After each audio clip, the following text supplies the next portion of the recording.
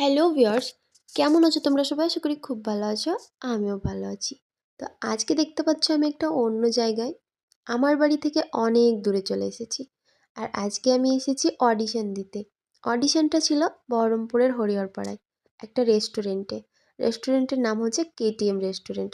আমি তো এতদূর কখনো যাইনি, বহরমপুর অবধি গেছি আর হরিহরপাড়া কোনো দিনই আসিনি। তো আজকে ফার্স্ট টাইম এলাম। আর তোমরা ভিডিওটা পুরো দেখো, অডিশনে আজকে কি হয়। তো ছোট্ট একটা ভিডিও, তোমরা কেউ স্কিপ করবে না।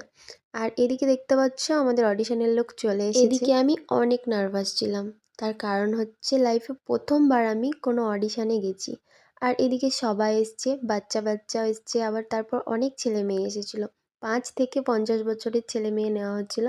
এই ইউটিউব চ্যানেলের নাম হচ্ছে যারা এন্টারটেনমেন্ট। তোমরা ইউটিউবে সার্চ করলেই দেখতে পাবে, অনেক তাদের ভিডিও আছে।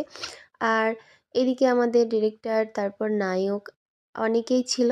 তো মিডিলে যে লোকটা বসে আছে তাকে সবাই চেনো তোমরা, জানি না কে কে চেনো বা চেনো না, তাকে অনেকেই চেনে, একদম ভাইরাল একজন মানুষ।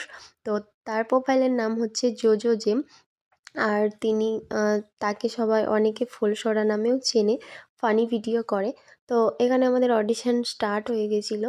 আর আমাদেরকে কোনো ডায়লগ বা স্কিপ বলে দেওয়া হয়নি, আমাদেরকে সিচুয়েশনের ওপরে মানে অ্যাক্টিং করে দেখানো হচ্ছিলো যে তোমাদেরকে আমরা বলবো তেমনভাবে তোমাদেরকে অভিনয় করে দেখাতে হবে। তো ফার্স্টে আমার অডিশনে আমার প্রথমে নিয়েছিল। তো তারপর এদের হচ্ছিল বাবা ছেলে। তারপর দেখতে পাচ্ছ আমাদের জোজো জেম যে ভাইরাল, তার এখন ডান্স আমরা দেখতে পাবো। আর তোমরা ভিডিওটা ভালো লাগলে লাইক কমেন্ট শেয়ার করে দিও। আর আমি তো ভেবেছিলাম তিনি নাচ জানে না, তোমরাও ভাববে যে ও সত্যি বোধহয় নাচ জানে না, কিন্তু অনেক ডান্সও যেমন, তারপর অভিনয়ও ফাটাফাটি করে, অনেক সুন্দর।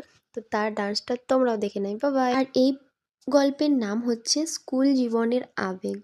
তো নতুন একটা প্রজেক্ট তারা স্টার্ট করেছে। তো এই প্রজেক্টের নায়িকা হচ্ছে আমাদের নলহাটির সিমরান। আর ওই যে নায়ক বসেই আছে